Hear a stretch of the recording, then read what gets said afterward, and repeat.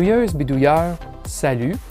Je vous présente aujourd'hui un nouveau type de vidéo. Ce sont des vidéos flash, donc ce seront des vidéos brèves, quelques minutes tout plus, filmées de façon ad lib, donc sans filet, avec caméra web, sans montage, donc sans post-production, donc beaucoup plus facile pour moi de produire. Et bien, ça vous permettra de faire plus de contenu pour vous, chers bidouilleurs. Alors que lorsque j'aurai une intervention courte, ne nécessitant pas nécessairement une grande vidéo traditionnelle, ou si j'ai un commentaire à faire, bien, j'utiliserai cette façon, cette voie pour communiquer avec vous. Alors, j'espère que vous allez apprécier ce nouveau format.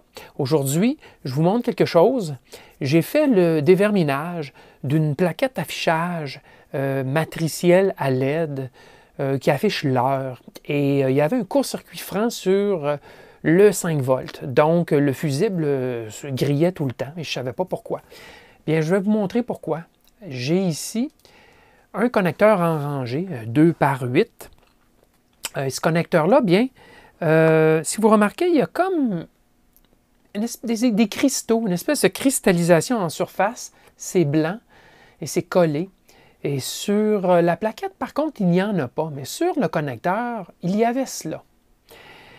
J'ai suspecté, avec un ohmmètre, j'ai suspecté un court-circuit près de ce connecteur ou sous ce connecteur. Alors, effectivement, avec un milliomètre, j'ai trouvé que le point à la résistance la plus faible, c'était tout près du connecteur. Alors, j'ai décidé de retirer le connecteur et, en effet, il y avait, sous le connecteur, un court-circuit franc sur le 5 volts dû à de la migration métallique.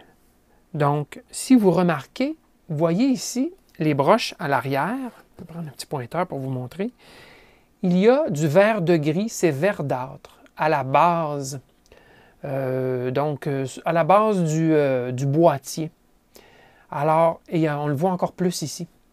Alors, ce vert de gris-là, il y a même des petits morceaux, si vous regardez ici, entre les deux broches. Bien, ces deux broches-là, c'était le 5 volts et la masse, justement. Et il y a un court-circuit qui s'est développé juste ici, entre les deux. Ça ne m'est pas arrivé souvent que j'ai quelque chose du style, compte tenu que ce n'est pas un condensateur électrochimique, et donc il n'y a pas eu d'électrolyte qui a coulé ou quoi que ce soit. Peut-être qu'il y avait déjà contamination avec le flux de soudure sur la plaquette. C'est très possible. La plaquette, elle, par contre, n'a montré que très peu de dommages. Le résiste était beau et il n'y avait pas cette cristallisation blanche sur la plaquette. Mais sur le connecteur, c'est là que le dommage s'est fait. Et alors, je l'ai remplacé tout simplement avec un connecteur en rangée sans boîtier noir. Et j'ai soulevé le connecteur, évidemment, du boîtier, de la plaquette PCB pour ne pas qu'il y ait à nouveau migration ionique ou métallique. Donc, attention, les courts-circuits, lorsqu'il y a des composants comme ça qui sont appliqués directement sur la plaquette, il est toujours possible qu'il y ait, à cause de contaminants, migration métallique, ou en tout cas, dommages qui se créent.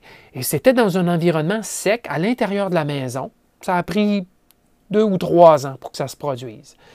Donc, attention, suspectez toujours, ce n'est pas seulement les condensateurs électrolytiques, électrochimiques qui peuvent avoir des problèmes de ce genre. Il semble bien que les connecteurs en rangée aussi peuvent donner du fil à retordre et ça m'a pris quelques heures pour trouver ce problème. Donc, attention, suspectez aussi les connecteurs. On ne sait jamais. À la prochaine.